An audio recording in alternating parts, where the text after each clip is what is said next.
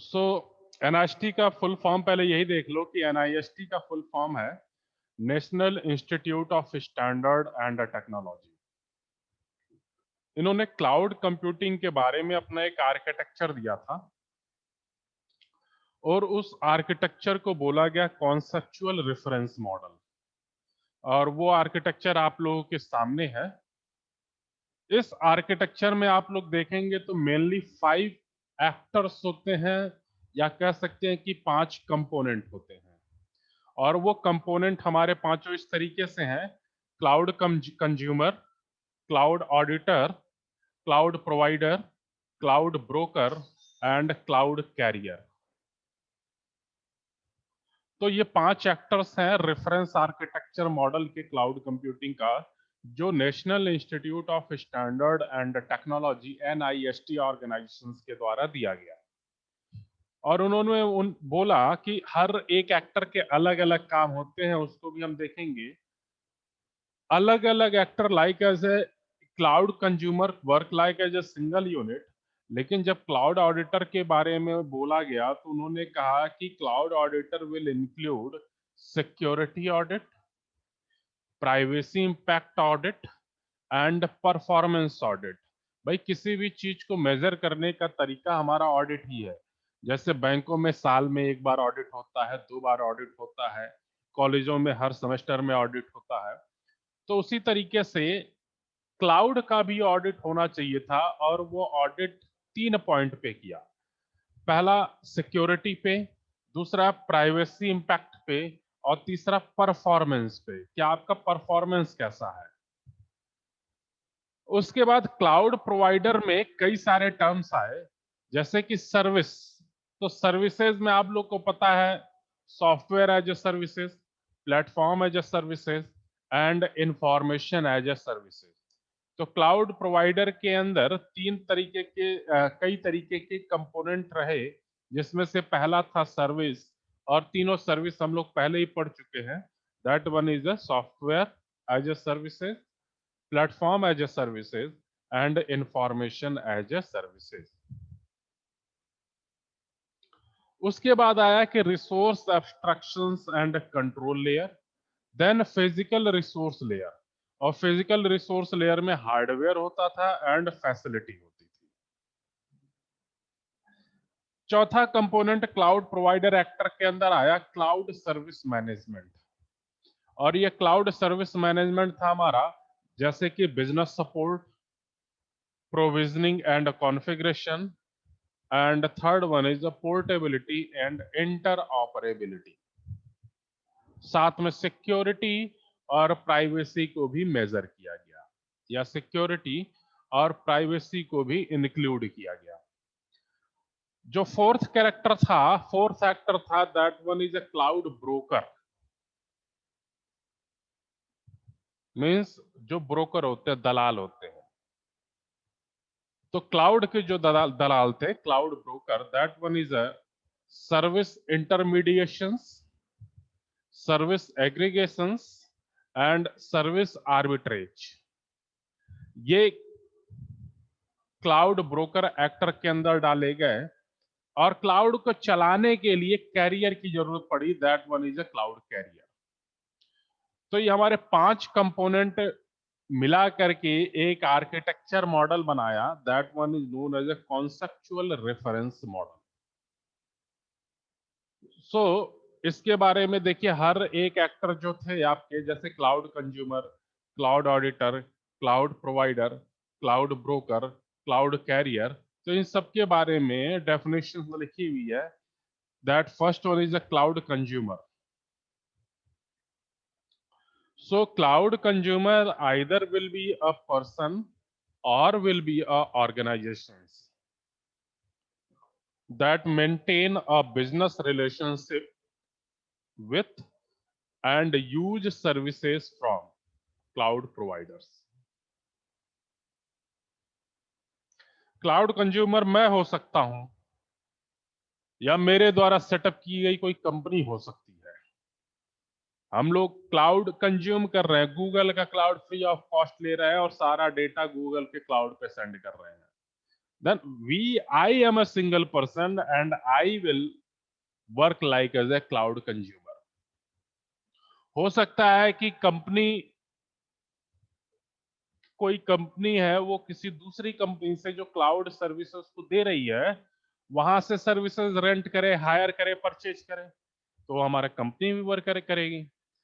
Second one is a cloud provider, जो cloud देता है, क्लाउड की सर्विसेज को देता है।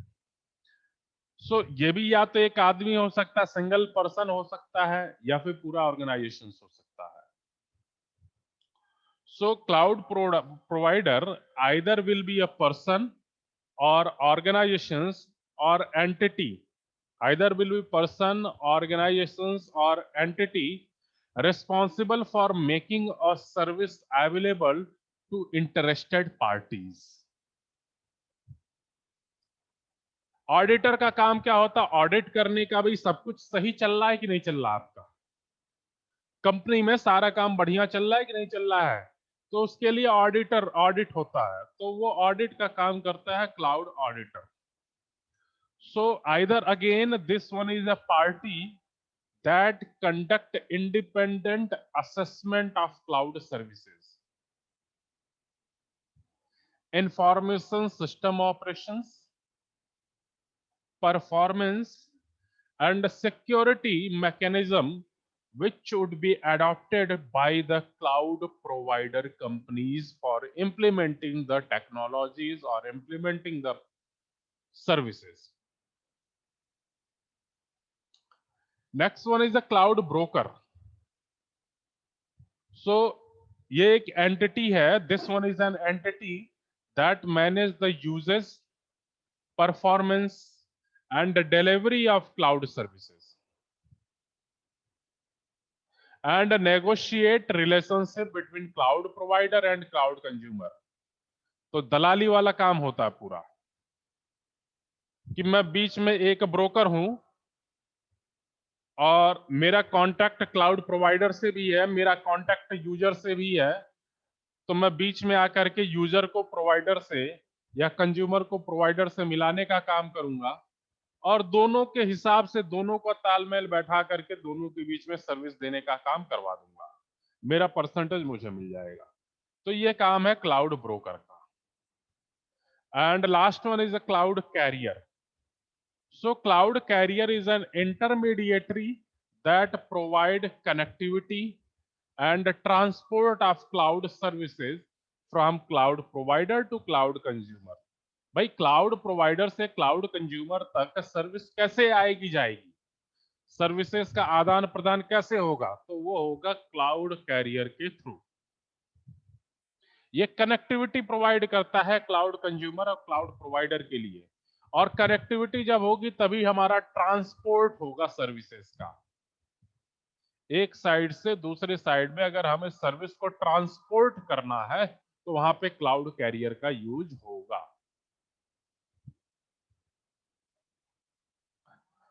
ना ये हमारे कुछ केस हैं, जैसे कि पहला केस दिया हुआ है, इसमें interactions between actor in cloud computing, like as a cloud auditor, cloud consumer, cloud broker, cloud provider, cloud carrier, ये सारे हमारे क्या है? एक्टर हैं।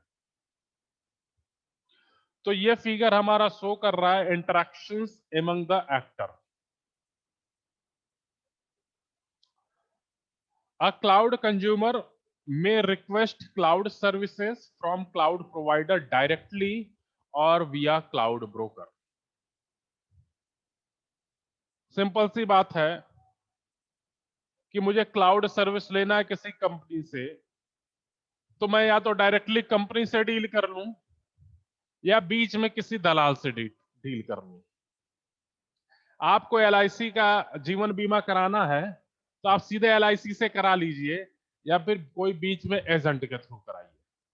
तो वही कह रहा है कि सर्विसेज क्लाउड कंज्यूमर से क्लाउड प्रोवाइडर की तरफ, मींस क्लाउड कंज्यूमर अगर क्लाउड प्रोवाइडर से सर्विस लेना चाहता है तो वो डायरेक्टली इंटरेक्ट कर सकता है या फिर क्लाउड ब्रोकर के थ्रू इंटरेक्ट कर सकता है। ठीक है। So this one is the first case कि cloud consumer will interact with the cloud provider either directly or with the help of cloud broker. And the work of cloud auditor, this one is independent audit and make contact the others to collect necessary information. Now आप लोग दूसरा scenario देखिए। दूसरे एक example में हम देखते हैं कि क्लाउड ब्रोकर का सिनेरियो। सो हमने पढ़ा कि a cloud consumer may request service from cloud broker. A cloud consumer may request service from cloud broker instead of contacting a cloud provider directly. देखिए, ये क्लाउड कंज्यूमर है, ये cloud provider है। तो cloud consumer directly cloud provider से contact कर सकता है, लेकिन इस सिनेरियो में हम ये देख रहे हैं कि cloud consumer directly cloud provider से कांटेक्ट नहीं कर रहा है। So cloud consumer may request a service from cloud broker instead of contacting a cloud provider directly. And now in this scenario, the cloud broker may create a new services by combining multiple services or by enhancing existing services. और इस example में cloud providers, this one is a cloud providers 1, this one is a cloud providers 2. So the actual cloud provider are invisible for the cloud consumer, and this cloud consumer interact directly with the cloud broker. Now cloud broker will interact with the cloud providers. So this one is the first scenario. Second scenario हमारा ये है कि cloud carrier, this one is a cloud carrier, provide the connectivity and transport of cloud services from cloud provider to the cloud consumer. दूसरे में हम cloud career का भी use कर रहे हैं, जो ट्रांसपोर्ट करेगा सर्विसेज को क्लाउड प्रोवाइडर से क्लाउड कंज्यूमर की तरफ। And in this example, a cloud provider, this one is a cloud provider, participate in and arrange for two unique SLAs. Two unique SLA, SLA1 and SLA2, service level agreement. And one with the cloud carrier, SLA2, and one with the cloud consumer with SLA1.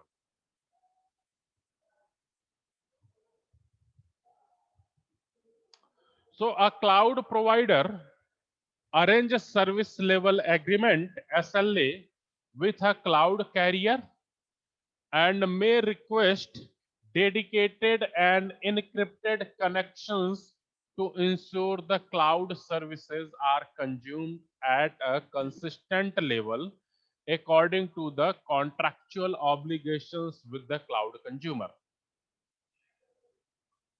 And in this case, the provider may specify its requirement on capabilities, flexibility, and functionality in service level agreement 2, SLA 2, in order to provide essential requirements in SLA 1.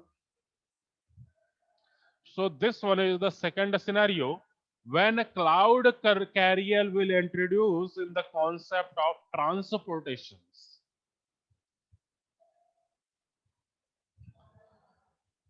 Now this one is the third scenario, and in third scenario, for a cloud service, a cloud auditor conduct independent assessment of the operations, cloud auditor, this one, conduct independent assessment of the operations and security of the cloud service implementation.